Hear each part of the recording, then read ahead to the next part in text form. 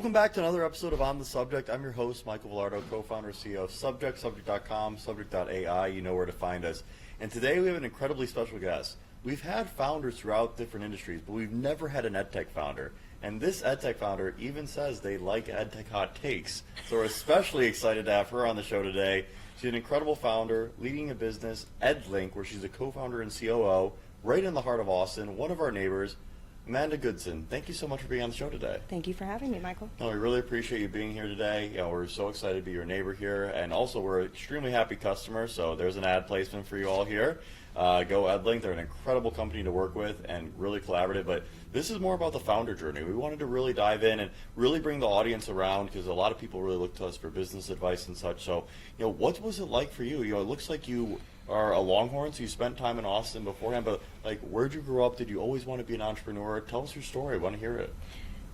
That's a great question. I'm not from Austin originally, but I have been here since 2011, mostly. I don't know that I could ever say I'm from Austin, although I have heard people say that 10 years makes you an Austinite. I heard that about New York, so now I take it for everywhere. 10 years, you're a Austinite? You're official, yeah, yes. Yeah. But I grew up in East Texas in a really small town, population like 6,000 people. Very cool. I don't know that I always wanted to be an entrepreneur, but it came naturally to me. I would do things like buy jelly bracelets from the dollar store and sell them to friends at school and stuff. So yeah, I think the interest has sort of always been there. That's awesome. What was East Texas like? You know, we're learning so much about the Texas culture. We, 6 of us moved here for launching the office. Yeah. And then the other 35 or so are relatively from here, but like we're loving Texas so far. We've had a great experience in Austin. What was East Texas like growing up? What was the high school environment like? Did you always want to go to University of Texas? That's really the dream, right? Yeah. Growing up in a small town, at least in the 90s and early 2000s, you were either going to go to UT or A&M. Yeah, I was going to say, because A&M that's a little more east than here, right? Am I getting it right? Yeah, A&M is in College Station. Yeah. And so I don't know that I had a particular one in mind. My mom really liked Texas A&M, but she didn't go there. No one in my family went to school before I did. I really ultimately ended up picking UT because I had automatic admission and I wanted to go to business school, and they had the best business school. So was that top 10 piece in Texas? Yeah. Could you tell the listeners more about this? Because I remember seeing this growing up, and I was like, one, I think that's so cool because you can easily quantify where you end up. But two, it made it extremely competitive to be able to go to Texas within the state. Yeah. And it's known as one of the most difficult universities to get in within your own state because of this program. So tell the listeners out there across the country what this top 10 placement looks like. Sure. So I will say they have reduced it from top 10 to top 8 or who knows what it is now. Wow, so now it's top 8, and that's percent. So originally top 10%? Yeah, it was top 10% when I was in high school. But so if you graduate in the top 10%, you get automatic admission to any state school of your choosing. And cool. Some schools will admit you to the specific school at the university, so the business school or the engineering school, if you're top 1% as well. At least that was true when I was going to school. So so there wasn't much of a choice for me. I knew I had to go in-state because that was the only way I was going to be able to afford it.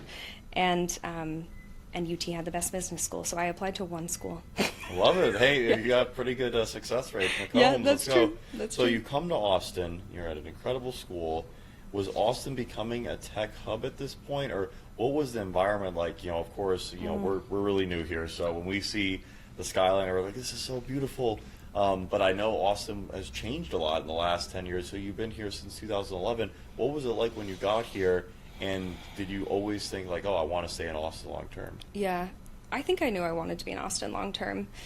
There's a phrase that's like the longest way around is the shortest way home, or something to that effect. Yeah, the shortcut is always not a shortcut. It's right. The long way that's a shortcut. Yeah, so I was pretty sure I wanted to stay in Austin, but I did do some traveling after I finished school, and traveling is part of what I think helped me realize what a special place Austin is to be.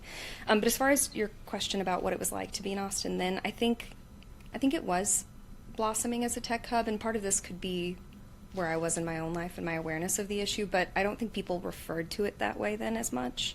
Capital Factory, Capital Factory, it's like the Y Combinator of Austin. Yeah, and it was a thing then, and we spent some time there even when I was in school for this like social entrepreneurship course I was in and that kind of stuff. But but people didn't refer to it quite the way they do now. And it has changed a lot. The skyline has changed a lot. A lot of the old Austin restaurants and things have gone away, but new favorites have cropped up too. So it's been, for me, it's been enjoyable to watch it change. I know. What are your 2 favorite Austin restaurants? Okay, fair question. Hestia. Where's this? Hestia. Oh, dude, Hestia is... Please indulge me. We love dinners. It's downtown. They just got their first Michelin star. Wow, let's go. And everything they do has some smoke element. So they do it over the flame. And they do a lot of surf and turf. So a lot of, yeah. Hestia, Hestia? Yes, like I think Hestia is the god of the hearth or something Very like cool. that, Yeah, which sort of sounds makes sense if sounds you very Greek god. think about what they do. But Hestia is great. Man, my second favorite is probably Tyson's Tacos. Where's this? Jeez, I don't know anything. Tyson's is like an institution. It's been here a long time, and you can tell when you roll up. But it's open 24 hours. That's my type of place. And they sell tacos and bowls, but they're on Airport Boulevard, just off of I-35. Oh, I love that area. That we live over there. Yeah. Oh, cool. We always say we love Airport Boulevard. Get everywhere from there. Great driving. But you brought up something interesting about Austin, Capital Factory. Being here at the start of tech boom. Now, not a lot of listeners realize, so Austin currently is the 5th highest in the country venture capital backed city. Wow. Which is pretty high, especially because Austin's the 13th highest population. Huh. So per capita, it's actually second to only San Francisco. Okay. Which is what makes this place so special. Austin, one of the big reasons why we wanted to come here is, one, to be closer to our customers in Texas, but also the tech talent is so phenomenal here, and we felt that if you're in tech and you live in Austin, there's a good chance that you're going to want to do something in startups, which is really powerful. That's fair. So what was that like for you? How did you find your co-founders? How did you start a company in Austin? Because you're one of the first, venture-backed EdTech businesses to be here. Now there's so many. It's like an EdTech there capital are a lot, here. Yeah, that's true. Yeah, I don't remember. And to be fair, we started Edlink during COVID, so... Even so did we. We started Subject then too. Okay, yeah, that's good cool. Synergies. Yeah, that's cool. Yeah, it was February of 2019, and so even if there were companies here that were in EdTech, we did not know about them because we were in our COVID pod. But it's an interesting point. It is obviously very concentrated. You can see that in the data. That means there's more competition too. It is. Which is crazy. We Dakota and I just both happened to be here and want to be in Austin long term, so we didn't pick Austin. We got lucky. Well, so were you friends before? Like, how did you build a relationship together? Yeah, you did ask that. No, that's a good question. So I said it earlier that when I finished school, I traveled a little bit. Where'd you go? I lived in New York for a year, Nice. working for a nonprofit, and then when I finished my 1-year contract, I applied for a new contract in the UK in London. And I was Great there city. for 2 years. I loved living in both places. So okay, let's settle the debate here. Okay. What's better, New York or London?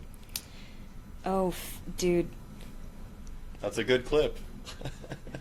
I don't know if I can answer that question. Yeah, New York, I really did not want to leave when I lived there.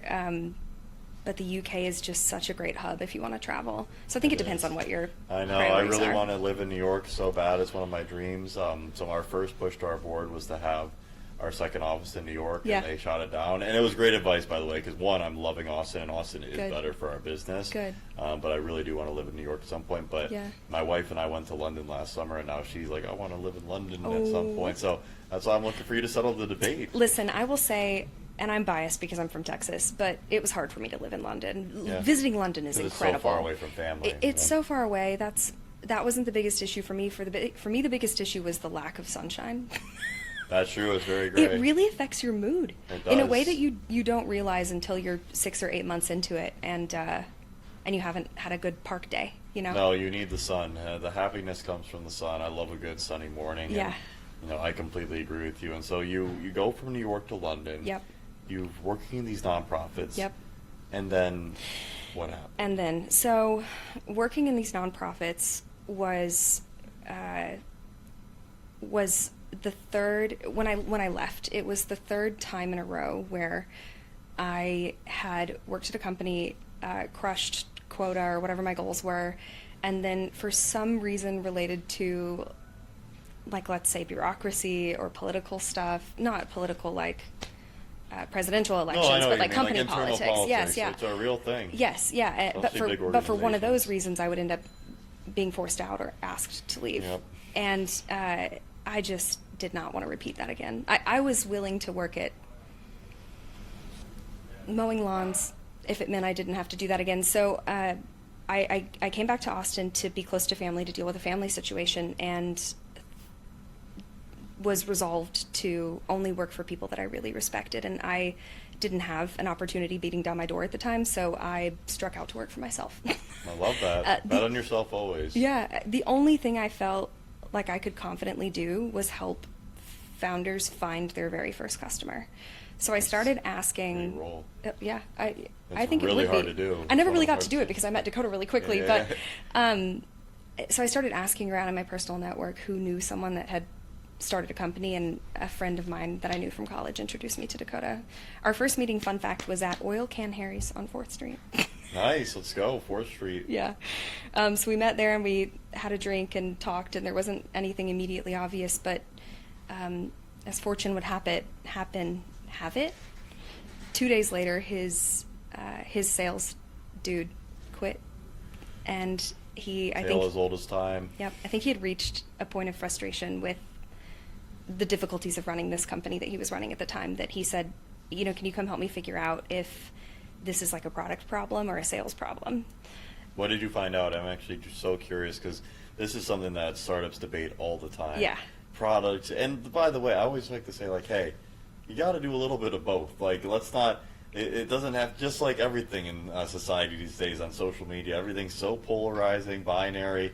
Are you product-led? Are you sales-led? Yeah. But I think that there's a lot of nuance here, and I want to hear your take, because so many people are not on the inside, Yeah. and they just think after watching The Social Network they know what a startup needs to do. Yeah, no kidding. And I love that movie, by the way. It's a But great yeah, movie. yeah, yeah. It's actually Dakota's favorite movie. It's my favorite movie. That's funny. You guys have Yeah, that in my common. wife and I watch it every year on Christmas. Very random tradition. That is a fun tradition. I like that. Let's see. We decided. How do I explain this? It was both. Was the answer? It is both. Was It's the answer 100% both. for this particular company? They had been saying yes to anything anyone would ask for, and as a result, their product had really blossomed, and it was very difficult for them to support their clients. So there was no they weren't going to be able to scale, and then there were some gaps in their sales process. Yeah, that were noticeable. Well, that's what's so difficult when you're the first seller at a company. Yeah. There's no ICP defined, ideal customer profile, for anybody listening out there who's new to the term. Yeah. There's no playbook defined. Right. So how do you find your first customer? Do you remember who your first customer was, if you're able to disclose it? Oh, it's a good question. I think that name come to me. One of them is actually in Austin. Let's go. That's awesome. Yeah, and number 3 was Carnegie Learning, but gosh. These are great customers. Yeah. So how do you find a customer like that? How do you meet them? Yeah, good question. And an interesting one, because when I first came into EdTech, I had the impression that you had to have a Rolodex to do this, and I didn't. That's what a lot of people do push on that. Yeah. To your push. I loved your branding on your LinkedIn. The hot takes on EdTech, and see more of it, because we feel like we have a lot of contrarian takes. Yeah. I think the biggest thing is you just have to be super passionate about helping education. Yeah. It doesn't mean that you have to be in education for years to do that. If you have a passion, and that's what we really try to recruit for. If you have experience, it's fantastic, but I do notice sometimes people you have to be in EdTech for 10, 20 years to have that level of success, and Yeah. I don't really feel that's the case. Yeah, I would agree. So the way that we ended up approaching it is we were going to form a hypothesis and then test the hypothesis. And so we formed a hypothesis that there was this certain problem that we would be able to solve, and that people who experienced that problem would pay money for it.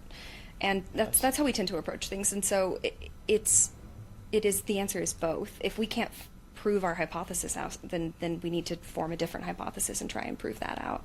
But I think people get into trouble when they stray from their hypothesis and just say yes to stuff, or maybe feed bad data into their hypothesis. Yeah, no, it's so true. And so, you start this, you get this off the ground. Yeah. Is it the two of you, or is there another founder as well? So I was working for him at Atlas Yep. Learning, and while we were there, we decided to shut the company down because it was both, and Yep. they weren't getting a ton of traction. And when we were doing that, we wanted to make good on the promises that he had made to his clients. This was a publishing platform, and so he had built some integrations for the publishing platform. We were transitioning the clients over to a new vendor. They didn't have any integrations. No one did at this time for LMS integration stuff specifically. And they would ask if they could buy the integration separately. Wow. So that was like, you know, my whole career's been in sales and marketing, and I've never been in that position before. And Dakota was so great to work with. So that was like an easy yes for me. So that's amazing. So now you've done 2 companies together. So you have Yeah. great trust, you have great reliability. What is the key to maintaining a healthy co-founder relationship? I hope Dakota watches this. Yeah, there we go. Shout out Dakota. What is the key? I mean, we don't shy away from hard conversations. Yep, you gotta be run towards the hard. Yeah, I would say that's been really helpful. We don't. How do I explain this part? We are very clear about decision-making authority too. I think that really helps. We don't have a Dakota is the CEO and I'm second in command. We are co-founders in the sense that we have a lot at stake, and I think that keeps us in kin in a lot of ways. But at the end of the day, the decision falls to Dakota. Yeah, but I think it's delegated to me. great that you have the sense of authority and responsibility to each other, but then also the ability to disagree and commit. We do that. It's fantastic. But co-founder relationships, they do take a lot of work, and because you go through a lot and you spend so much time together. So and much. The biggest thing I'd advise, and you've obviously done a great job. My co-founder and I are very close. He's on our board, Cool. But no longer active in the business. But I think the biggest thing is to spend so much time in your co-founder relationship, because you know, they're really special people, and I'm so grateful. I had an incredible co-founder, but we even had a third co-founder early days. So of the 3 of us, one made it a year, the second 3 years, and now I'm 5.5 years in. Okay. But I would advise anyone to put more and more effort into those co-founder relationships, because your goal is to last the whole time together. Yes. But it's sad. It seems like it's more of a rarity now in startups. Why do you think that is? Man, I think probably because people start companies maybe for the wrong reasons. I think a lot of what happens online gives people the impression that it's really glamorous, or that they're going to make like that. They're going to make a Hulu documentary about you or something like that. But it's like being the lowest rung on the totem pole. Always. It's the hardest role of all time. I know. I love it. Like, oh, I don't have a boss. You have a million bosses. No, your customers, your investors, and the great irony is you might start a company for autonomy, but then the sense of responsibility is like this weight that does not feel like autonomy. Have you ever watched Lord of the Rings? Not that I can remember. I mean, I have, yes, but I'm so bad at remembering it movies. Reminds me a lot of that journey. I've been trying to get my wife to watch it, and I'm not even a big fantasy guy, but Dad and Harry Potter watched a lot growing up, and I think that the startup journey is very similar to the Lord of the Rings, Frodo taking the ring to Mordor journey, because you just feel such a sense of responsibility, and it's so heavy, but you know that you're the best person for that role, and you got to go get it done. Yeah. But yeah, do you have any good co-founder or founder coping mechanisms in terms of how to get through how stressful the role is, and what any junior entrepreneurs out there should aspire to be able to learn in terms of emotional and psychological discipline? Yeah, I think pay someone professionally to help you get through it. That is I have saying pay for peace. Yeah, an incredible investment in yourself and in your business. Yes, I agree. That's probably number one. Number two is I think Dakota in particular really enjoys his work, and he will work on the weekends sometimes. Yeah. And I think sometimes people, there's a conversation about how you really ought to have this separation between work and life, but that's a values judgment. Yeah. If you really like your work and you want to work on the weekend, I don't know why anyone would look down on that. Thank you. I agree, because that's something that I've always got confusion on, and there's obviously a lot of keyboard warriors out there in the world who hate that. It's like nobody says that you should work on the weekends. Nobody says in general, rhetorically. Yeah. But if someone loves working, which I put myself in that category, and they want to elect to work, why is that hurting anybody else? Yeah. It's same like if you love to go fishing, you go fish. Nobody should hate on that. Or if you love to go shopping, That's your hobby. Yeah, exactly. Like whatever, while we are here delivering value on this earth, whatever makes you happy and you're Yeah. able to do for you and your family, you should go pursue your truth. Yeah, totally. I thought of that because I was going to say like maintaining hobbies. Yeah. And I wanted What to are your caveat- hobbies? Thank you for asking. Right now, work and health are my hobbies. That's mine too, pretty much. But in past seasons of life where I have needed more hobbies to help my brain shut down, gardening. When I first moved into my house, I did a lot of flipping furniture, where I would buy like Nice. an old piece of furniture and sand it down and repaint it. No, or it's whatever. nice. It's very therapeutic on the brain Yeah. to have some more mindless activity and like more. Manual labor. Yeah, manual labor is Yeah. good. I know. I sometimes I'm like running a nice errand, Yeah, just know. running a nice errand. going to Home Goods or Mhm. something like that. It can be actually somewhat distracting. Yeah. What do you think around Austin? So you gave us our 2 favorite restaurants. What Okay. are some other things that you could do to be able to enjoy the city and be able to turn your brain off a little bit? Ooh, good question. I have this odd hobby, which is that I will spend hours at a new grocery store. What's your favorite one in Austin? Have you been to Radius? I have been to Radius. Yeah, I love that one. I part of what I like about spending time at a grocery store is just taking inventory. As Yeah. weird as that might sound, I'm like studying what's on the shelves. So I think my favorite store to do that at is 99 Ranch. Where's that? Where's 99 Ranch? It's north. It's an Asian market, but I think just because of what they can and can't import, depending on what's available Yeah. and import costs, everything's always different. It sounds great. I might need to go So, check it out. You should. There's also H Mart, which is further away, but 99 Ranch just happens to be closer to And me. is EdLink only in Austin, or where is the rest of the team, Yeah. or what's the size of the company these days? We are in office 5 days a week. Same with us. Yeah. Love it. Respect. Yeah, we have one office here in Austin. Yeah, That's it's a it. great place to be. So everyone's in Austin. Everyone's in Austin. That's great. No one's remote. And for your customers, is it exclusively education technology companies, Mhm. or are there any schools that you sell to? What does that look like?